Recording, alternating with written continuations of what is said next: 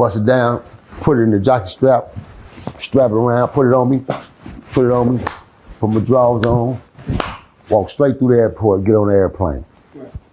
At that time, it was safe haven to do it like that because it wasn't this high tech, dogs, none of that. Yeah, TSA it was a whole different ball game. September 11th, yeah. It was like you literally can walk with it in your hand, you know what I mean? Until they got wind of it. And that was for at least a good 7 to 8 years, it was like that. So once I got involved from that aspect and I got into the clique, come to find out, the founder, one of the leaders was this young cat, great cat from Anthony's Park, Miller's Gangster area. I ain't gonna utilize the name because one of my bros, he's my dog, he's rest in peace. But we were known in LA for devil worship. Right. Because that was a part of our code. We became the devil worshipers, bro. Right. And I'm giving it to you with all honesty because that was something that was part of my life that in 1992, becoming the peace treaty advocate is what took me out of that element where I started trying to give my soul back to God. Right. If you can't keep the deal, then just be honest. I can never die, I'm Chuck Norris.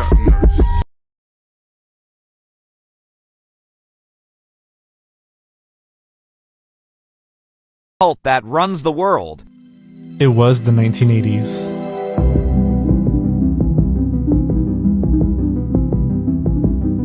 Among the decade's trends of arcade games, horror movies, and big hair, a growing fear was sweeping the United States, known as the Satanic Panic. To describe this story as horrifying would be an understatement. The rise of heavy metal music with supposed hidden messages, Dungeons and Dragons, and new stories about satanic cults and rituals taking place fueled the growing hysteria. The evidence is in. Satan worship and satanic cults are growing rapidly, and adherents of these ideas are becoming more vocal and more dangerous. But in the end, that's all this was, right? Just hysteria. On Wednesday, February 4th, 1987, an anonymous call was made to the Tallahassee Police Department.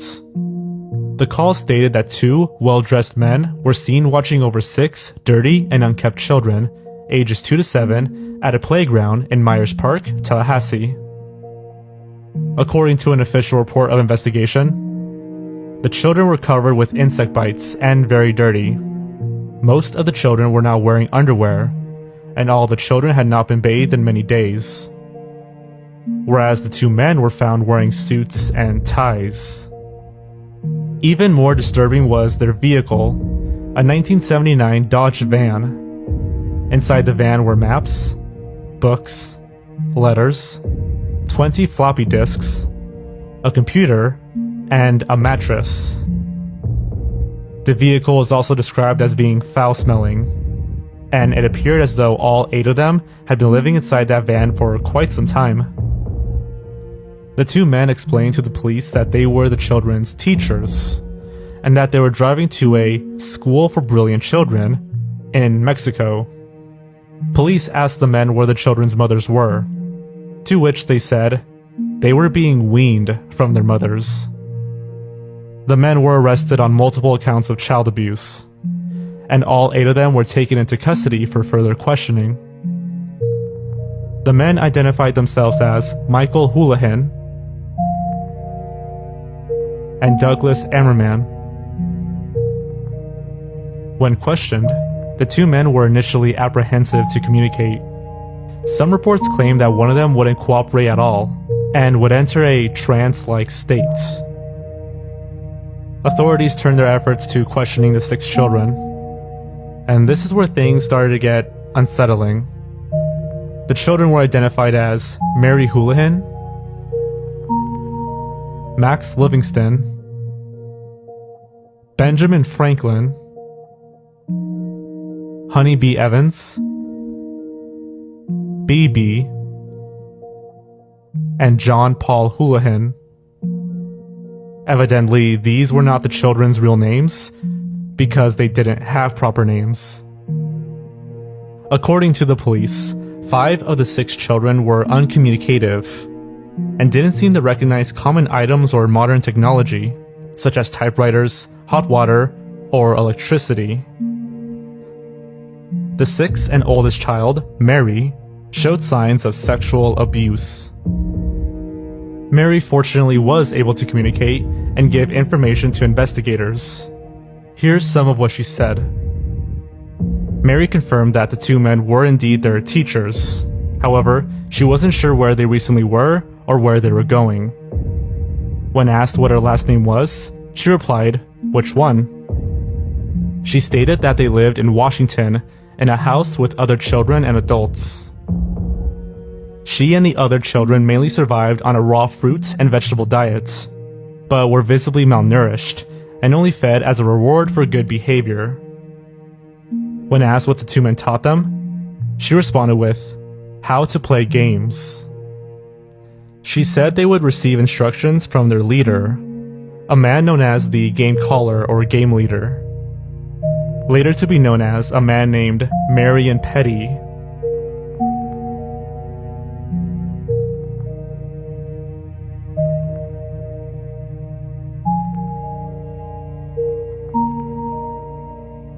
Based on what Mary said, the Tallahassee police decided to contact the DC police in an attempt to identify the 6 children, only to learn that they were already aware of this group, who called themselves the Finders. According to a 1987 article from the Washington Post, one of the first newspapers to publicize this event, records from the U.S. District Court in Washington showed that an anonymous, confidential source told authorities that the Finders were a cult that conducted brainwashing techniques at a Northeast Washington warehouse and an apartment building near Glover Park. This source told of being recruited by the Finders with promises of financial reward and sexual gratification, and of being invited by one member to explore Satanism with them. According to the affidavit, the source told authorities that the children were used in rituals by the members, and though the source had never witnessed abuse of the children, the source said the children's grandparents feared for their safety. And so, on the following Thursday and Friday, Washington police raided these 2 areas that were given to them by this confidential police source. Furthermore, evidence found within the seized vehicle pointed to a 90-acre Virginia farm owned by a man named George Marion Petty. Virginia State Police were contacted to visit and search the area as well. At the warehouse in Washington, police found that the windows were boarded shut, and the building was padlocked with a heart-shaped lock. Inside were newspapers and mattresses scattered across various rooms, as if someone had lived there. On one wall were shelves with obscure books, and on the other was a huge map of the entire world. Most disturbingly, DC police uncovered large plastic bags filled with wallet-sized photographs.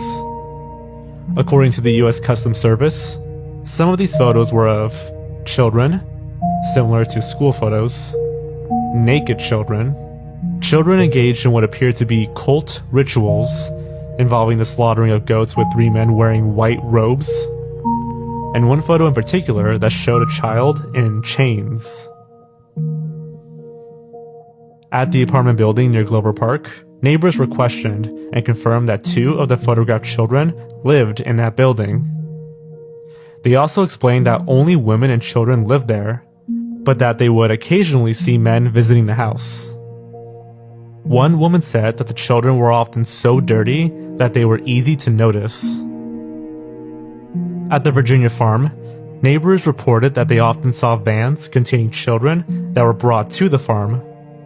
According to the Tampa Tribune, one of the neighbors, a woman named Wilma Richards, said, "They'd be hollering and crying all the time, like they wanted something or something was hurting them."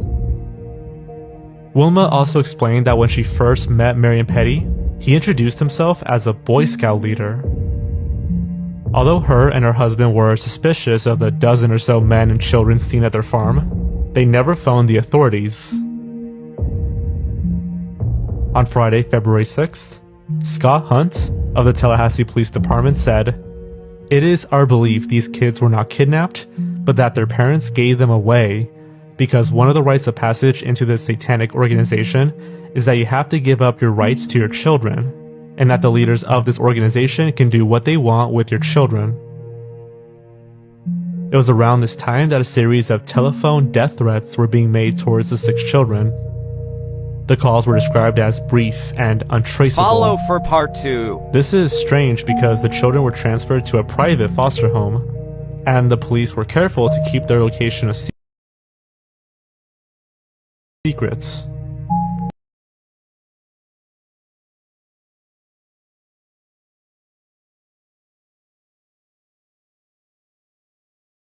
Are the facts. On February 8, 1987, the New York Times ran a report on 6 children found in a Tallahassee playground earlier that week. The kids, aged 2 to 7, were accompanied by 2 men, Douglas Edward Zimmerman and Michael Houlihan. The men, in their late 20s, were arrested and initially charged with child abuse. Original reports implied that this could be anything from a case of mundane kidnapping to human trafficking to a cult. Here's where it gets crazy. You may not have heard of the Finders cult before, and that's probably how they like it. At the time of the arrest, the Finders cult was based in D.C. The men arrested with the children were members of this cult, along with the mothers of the children. The men claimed they were taking the kids to Mexico for school. When authorities raided Finder property north of D.C. and outside Culpeper, Virginia, they were impressed with the high-tech. Here are the facts. Believe in covert government operations. The answer might shock you. The Finders, a secretive cult with alleged ties to the CIA. This isn't just another conspiracy theory, this is real. In 1987, police in Tallahassee, Florida stumbled upon a van with 6 children in filthy conditions. The men with them, members of the Finders. But it gets darker. Investigations linked this group to child abuse and strange rituals. And then a twist. Documents suggest the CIA might have been involved. According to declassified reports, the CIA obstructed the investigation. Why would the CIA get involved with a bizarre cult? What secrets were they hiding? This connection raises more questions than answers. Join the dots, and you'll see. The deeper you dig, the darker it gets. For those who dare to seek the truth, this is just the beginning. Stay vigilant, stay informed.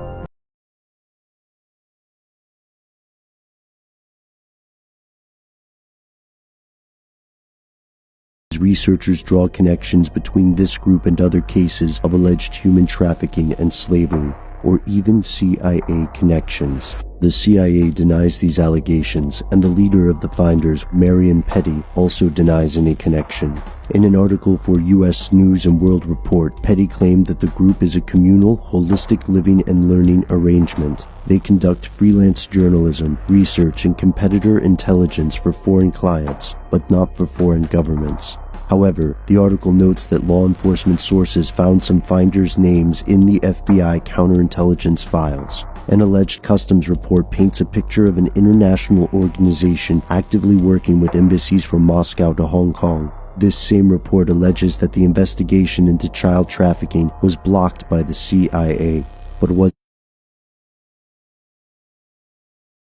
over the years. Renegade, like you just on some wild stuff. And gangbanging is it's a lot of witchcraft within gangbanging, bro. Like the hand signals, the whole like they have what's called knowledge, and they would write down codes to the gang and like pretty much what you had to live by. They would fast. They would like everything was in like ebonics to like how you communicate, bro. It's straight. It's just witchcraft, bro. And now that I think about it, all of the ones that were in my game specifically, like, you know, folk means for our Lord King Satan. F.O.L.K.S. Folks. For our Lord King Satan. I didn't know that. I was in a whole gang worshiping the devil pretty much. And they would throw up pitchforks. Like they would be like, you know what I'm saying? Like fall, right? Whatever, right? But it's demonic, bro.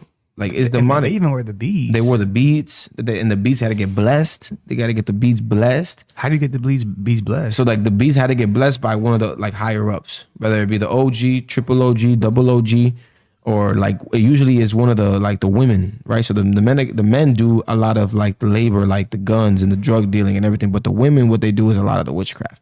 So the women would be all beaded up and they'll be doing protection on you when you go out and you selling weight. They would bless you and they would make sure that you were good and that you're not going to go to jail and that you're not going to get robbed or packages are going to get pushed through, whatever. They would bless you like, bro, this is crazy because it's making me think about when I was in the witchcraft. So, you know, I was never gangbanging, but when I was in the Santeria and Voodoo, bro, like I had to get my beads blessed. Like I had to go to the shop, the Santero. Yep. And honestly, I remember it was a witch, bro. It was a bruja. And the woman, the witch, she would take the beads and put it in the Florida water, take the cigar smoke, like an old lady smoking a cigar, and bless the beads for me to go out and be blessed. And I had to keep like getting like renewal of the blessing. Yeah. Bro, I never put this. This is crazy. And it's by rank. So like the more beads you had, the more deeper you were in. Bro, it's the same thing with Voodoo and Santeria. Yeah. And then they would make you do like, and you to gain rank, you would have to go deeper. So like there'd be times where they'd be like, yo, you got to go shoot somebody. Or like, yo, you gotta go cut somebody, or you gotta go beat somebody up, or you go steal a car. So like that's how you would gain rank. That's how you would get rep. It's a Satanism. Yeah, that's how you get rank.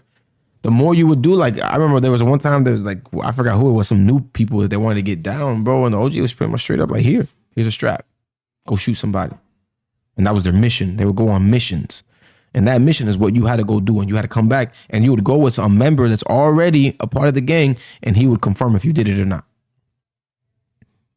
It was crazy. Bro, it's like an actual Satanism where it's not gangbanging, right? Like, or technically, you have to sacrifice somebody. Yeah. They would tell you like you need to go sacrifice somebody, or you gotta. It's like all clicking. I'm even thinking about KKK. I like they'll sacrifice like an African American. Wow, bro. Like I'm thinking about all this. Even the Hebrew Israelites, they hate white people. I'm thinking right now, bro. Like when you get deep into that Hebrew Israelite stuff, you probably got to sacrifice a white person. Yeah. Bro, it's like, this is crazy. I never thought about how all this is the same thing essentially, but it's just named something different. Right. Gangs is my the God. gang is just kind of like everything they do in the higher ups just normalized for society. Because gang really though, like it started off as like, you know, like the people against the police. Because they were getting police brutality about like rep and street cred and drug dealing and it just you know. But now, bro, it's just witchcraft, bro. It's like that's where like the Black Panther movement came out of, like, and even like the Puerto Ricans in New York, they had their own like little rebellion too. Like even the Italians, bro, like at one point they were rebelling. The mafia. The mafia. Yeah. In order for the mafia to be successful, they weren't clean. They were murdering people left and right, putting people in trunks and chopping people up. Like in order to like be blessed in this type of these type of rebellious camps, you have to be a Satanist. Yeah. Even if you don't know it. You don't because they'll be, you know, the Italians, Catholic. It's crazy. I'm thinking about it all, bro. Because they even would do the beads things. And you get it blessed by a priest. Like this is all like, bro. This is crazy. I never thought about all this, man. Like, I just thought about it right now. Like even people who wear rosaries, bro. It reminds me of the Santeria beads. Yes. It's the same thing. This is crazy, bro. This is good. Yeah, no, that we're exposing it. You know, It's Ephesians, the what is it? Ephesians 5:11. Have no fellowship with the unfruitful works of darkness, rather yet expose them. And it would demonize you because that's how I got demonized, bro. Like that's where it came from. That's where the murder came from. Like I would be like scared, like, oh my God, I gotta go do this. Oh my gosh, like we gotta go jump this dude. Like, and right before we do it, I'm just like, and it was like, I felt the conviction. I knew that it was wrong, but eventually, as you continue to do it, I would just, let's go. You would get like, and if you ever notice, like, you know, I don't know if you remember, like in the streets, bro, when you would talk to somebody like that, whenever they'd be like, "What's up?" or something like that, you get scared. Like, do you remember like the fear they would put into you, or like when you were around an atmosphere full with people that were like that, you could just feel it. Like you're like, yo, what the heck? Like, and it's not that they scare you, but it's like there's a demon on them that makes you fearful. Because that demon has to be empowered. You have to let go of your fear. you gotta let go of you gotta ride, and you're not gonna be successful in the streets if you're not like that. I hear a voice being like, let me take over. Let me take over. And I remember like my eyelids would go black, and then it would go all the way to the bottom, and then it would just shoot back up. And I was like, because I remember I was smoking weed bro, I was so bad, bro. I didn't care, but when my mom said, my dad said, I didn't care, bro. I was like, bro, I'm smoking weed in my room. Like, I was like that. Like, bro, what are you gonna do? Kick me out? Kick me out. I don't care. Like, I was smoking weed. The weed that I would get from my cousin, I was smoking it. I'll open my window, I'll roll J, and I'll smoke like all night, listening to music, right? And I remember one night, I think that pack was like laced or something. I think they started lacing the weed, bro. Something like that happened. They're spraying the GMO. They throwing like little sprinkles of like cocaine or something like that. They would do something to the weed because I remember one night, I usually would just smoke and go to sleep. Like, that was like my routine. I would smoke a J, be high, be on my phone or something, go to sleep, right? But that night, I would smoke, and the more I smoked, the more up I got. And I was just like, up. And then, but I don't know what to do with myself. I went to the bathroom, and I'm just plotting. I'm scheming, bro. I'm like, yo, bro, I'm going to do this. I'm going to do this. Okay. But when I'm in the mirror in my eyes, bro, and that voice was like, bro, you got, and I hit shit, 08 or 10, something like that. I don't know. Whenever Drake came out. It was, like, he blew up in 09. Yeah, like it was like best I ever have. Like, best I have. He rapping, but the devil was insulting it. Like, I felt that. Like, and then like he